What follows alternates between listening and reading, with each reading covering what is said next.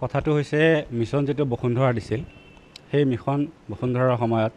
আমাৰ মাটিটো যেটো আছিল সেই মাটিটো আমি বাটৰা কৰিব লাগে 3 মাহ পিছতে সকলো কাম কাজ শেষ হৈ যোৱাৰ পিছত আমি মণ্ডল অফিচত আহিলো যে আমাৰ মাটিৰ দাগটো কাটি দিয়ক বৰপেটা যেটো হয় হয় তাৰ পিছত আমি প্ৰায় বহুত সময় ঘূৰিলো দীৰ্ঘ সময় 7 মাহ ঘূৰিলো ঘূৰাৰ অন্তত দেখিবলৈ পালো যে এই যিজন বৰ্তমানৰ যি মণ্ডল তেখেতৰ নাম হৈছে আনোৱাৰ মণ্ডল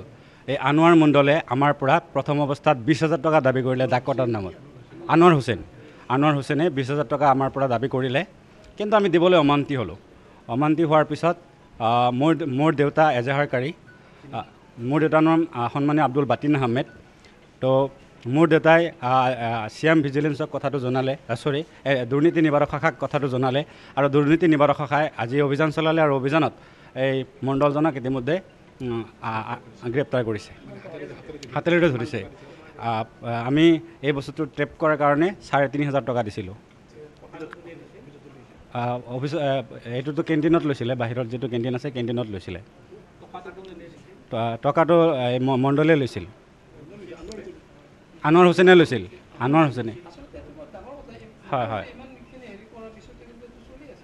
হয় এই হিচাপতে মই অসমৰ মুখ্যমন্ত্ৰীক ধন্যবাদ দিব বিচাৰিছোঁ কাৰণ মুখ্যমন্ত্ৰীৰ যি দুৰ্নীতি নিবাৰক শাখা আইন নিবাৰক শাখাকো মই ধন্যবাদ দিব বিচাৰিছোঁ যে কমপ্লেইন দিয়াৰ লগে লগে তেখেতসকলে যে ক্ষিপ্ৰভাৱে আজি যি অভিযান চলালে সেই অভিযানত দেখিবলৈ পোৱা গৈছে এজন মণ্ডল ইতিমধ্যে আটক হৈছে আৰু পৰৱৰ্তী সময়ত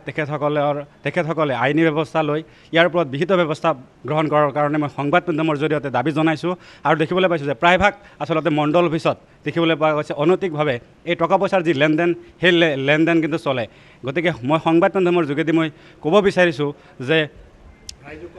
ৰাইজকো আহ্বান জনাব বিচাৰিছোঁ যে আপোনালোকে টকা নিদিব টকা দিয়াটো অপৰাধ লোৱাটো অপৰাধ টকা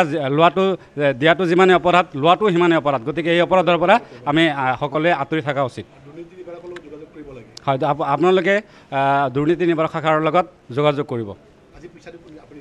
আজি পইচাটো মোৰ দেউতাই দিছিলে মোৰ নামটো আৰছাদ আলী মোৰ ঘৰটো খাবলাৰ ভিটা ঘূৰি আছোঁ